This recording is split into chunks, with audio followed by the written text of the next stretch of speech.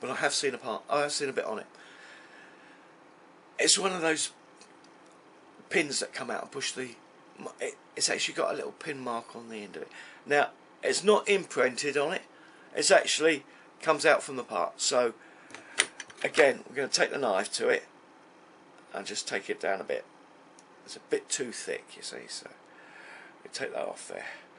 We do need that flat on there. It shouldn't be around the edge. We need the flat on there though. On this one, it's got a little landing light that goes on the side. I believe what they've done is put a flat on there, but it's too big. I know it is, so I'll take that off. I forgot to do it earlier. See, this reading the instructions actually tells you exactly what you need to do. So you just need a small flat on there. Manufacturers have put it on there. I've just reduced it down, make it easier. Right, I'm going to just give this a scrape again, because I couldn't see any mould marks on this.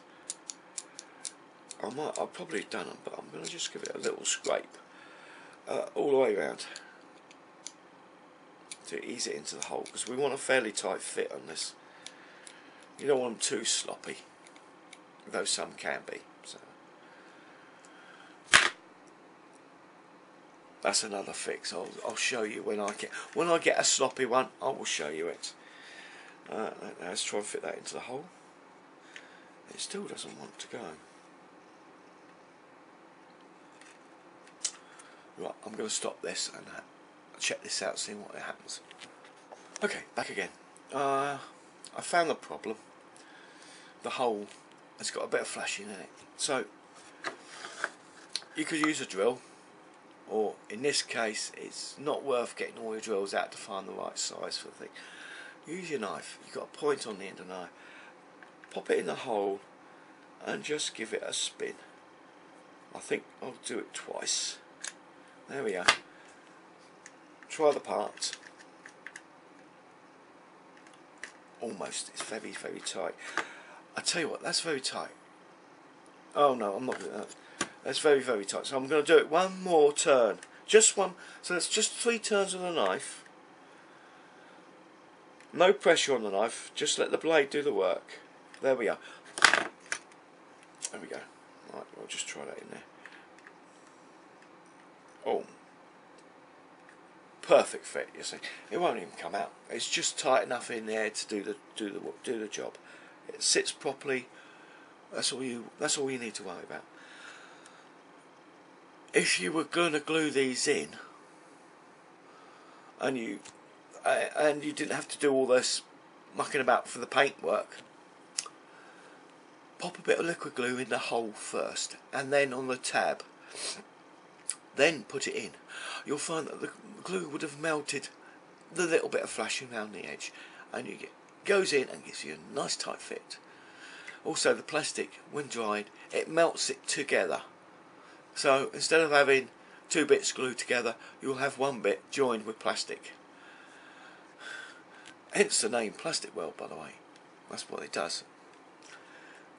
The liquid doesn't actually glue the part together, it actually melts the plastic and fuses the 2 parts together. Unlike a lot of other glues you can get, especially the tube ones. And I do use the tube ones, but not often. Right, there's a part in now. I'll just make sure it's square. Right, now then, I'm going to need a pair of tweezers. Well, I am anyway. Right, we'll take the part that I've already done. I'll hold it in the tweezers. Right, again, we might have to ease these holes. If we have to ease the first one, we'll have to ease the rest of them, I think. No, we don't. Right. Now, I'll put that part in there.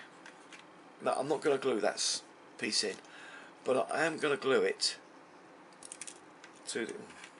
See, they just flick out. You've got to watch them.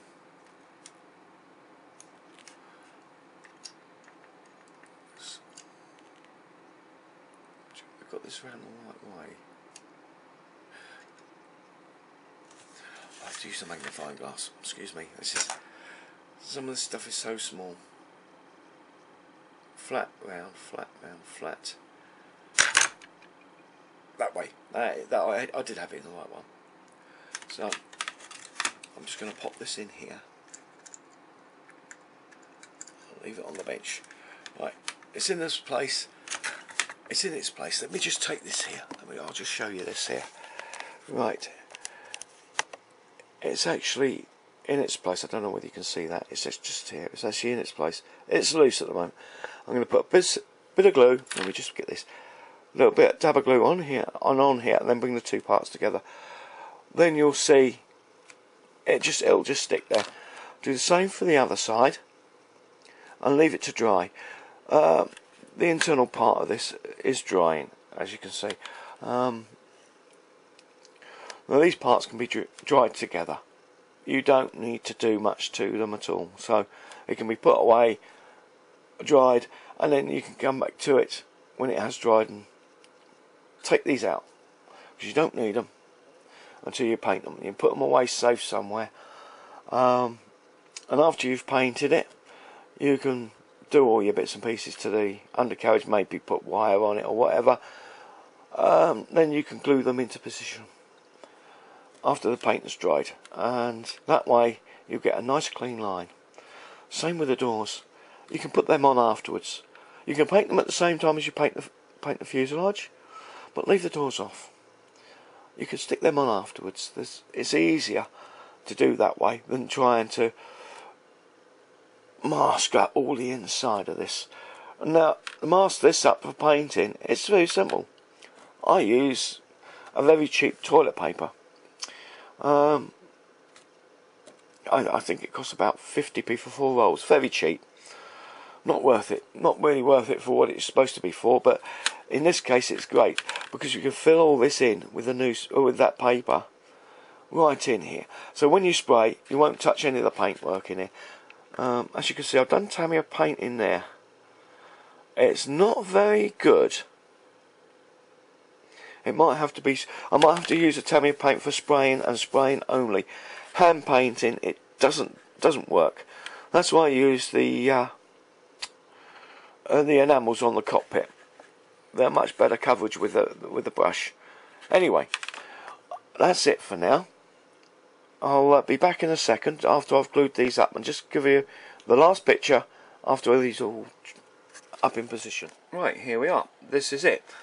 I've put the two parts on there. Now, I've only glued, excuse me a tick, I'm holding this by hand, so it's a bit shaky. I've only glued this part and this part here. I've not glued the bottom parts in, but they're in the hole to locate them. Now, once this part's dry, I can take this out and replace it back in anytime I like.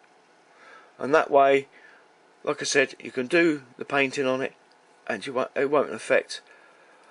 This masking won't affect all this. And even so, if you mask this up, there's a good chance you'll break one of these. So, not having to mask that piece up, it's a lot easier for you. Makes the job a lot simpler as well. That's it for now. That's that little tip I was going to show you.